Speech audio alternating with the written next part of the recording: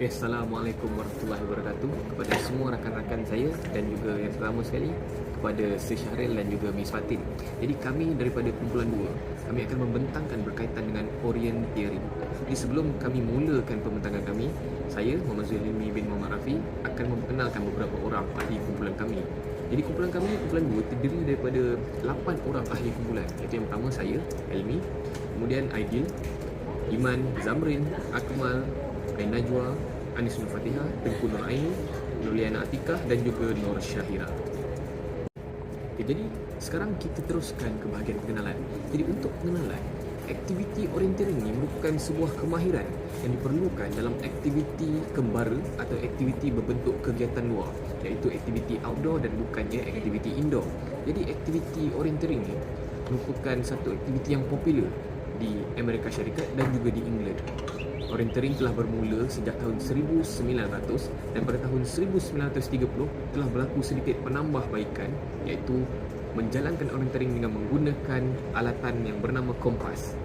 Kompas ini digunakan supaya kita dapat menentukan arah yang lebih tepat ketika melakukan orienteering. Jadi seperti yang kita sedia maklum, orienteering ni dapat membantu kita untuk mengembara ke kawasan yang lebih luas dan mendapatkan maklumat mengenai kawasan dengan lebih tepat dan jitu. Hari ini saya akan terangkan tentang definisi dan konsep orienteering. Orienteering adalah satu seni pandu arah bagi suatu kawasan dengan bantuan peta dan kompas. Peraturan dirangka untuk menjadikan ia lebih sistematik dan menyeronokkan. Konsepnya terletak pada dua perkara utama, iaitu kompas dan peta.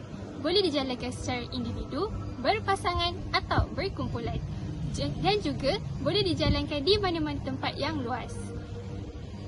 Antara matlamat aktiviti orienteering adalah mendedahkan peserta kepada alam semula jadi, mempunyai kemahiran asas dalam menggunakan kompas dan orienteering semasa melakukan aktiviti. Bagi objektif aktiviti orienteering pula adalah bagi memberi kemahiran asas dalam pandu arah dengan menggunakan kompas dan peta, meningkatkan kecergasan fizikal, membina keyakinan diri dan mewujudkan sikap kerjasama. Seterusnya adalah jenis orienteering. Terdapat 7 jenis orienteering. Yang pertama adalah orienteering berentas desa. Orienteering ini biasanya dijalankan di kawasan rupa bumi yang pelbagai. Yang kedua adalah orienteering bermarkah. Matlamat acara ini adalah mengumpul mata yang banyak dalam masa yang dihadkan. Yang ketiga adalah orienteering berganti-ganti, di mana penyertaannya adalah secara berpasukan. Yang keempat adalah orienteering bukit. Yang kelima orienteering malam. Yang keenam orienteering jalan raya. Dan akhir sekali ialah Norwegian event.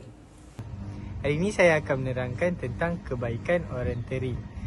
Antara kebaikan orienteering ialah meningkatkan kecergasan fizikal, meningkatkan kecergasan mental dan daya tumpuan, memberi cabaran dan keseronokan, membina sikap positif dan keyakinan diri, menggunakan persekitaran yang sihat, meningkatkan kemahiran pembacaan peta dan kompas dan memupuk sifat keberanian dan ketenangan dalam keadaan cemas.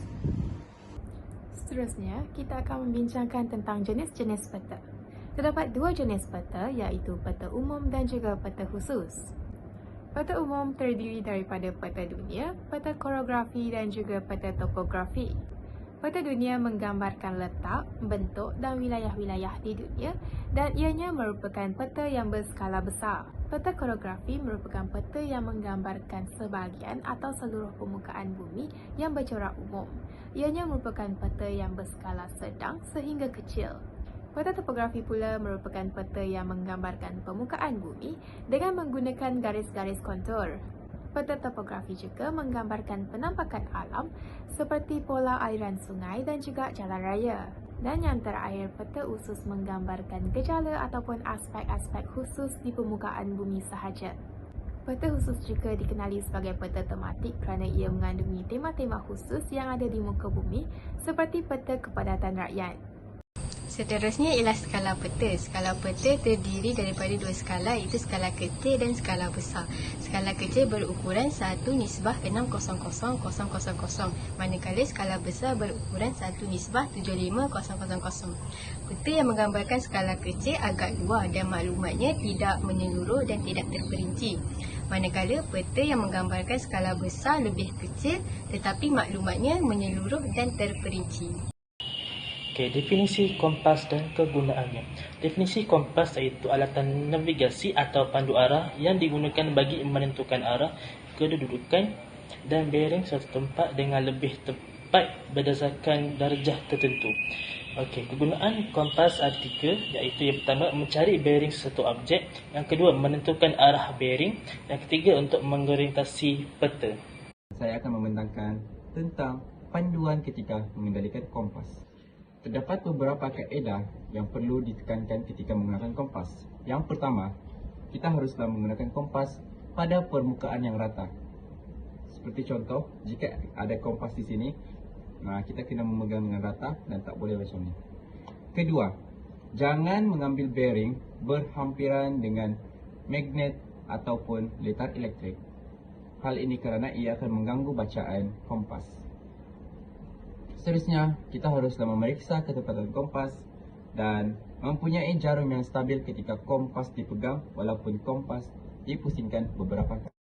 Jenis-jenis kompas terbahagi kepada dua, iaitu kompas prismatik dan kompas orientering. Kompas prismatik menggunakan prisma untuk membaca angka-angka yang tertulis di atas cakera kompas. Manakala untuk kompas orientering khusus untuk sukan orientering sahaja. Yang kedua, ianya lebih ringan dengan kompas prismatik dan kompas orientering berbentuk 4 segi bujur dan lipih.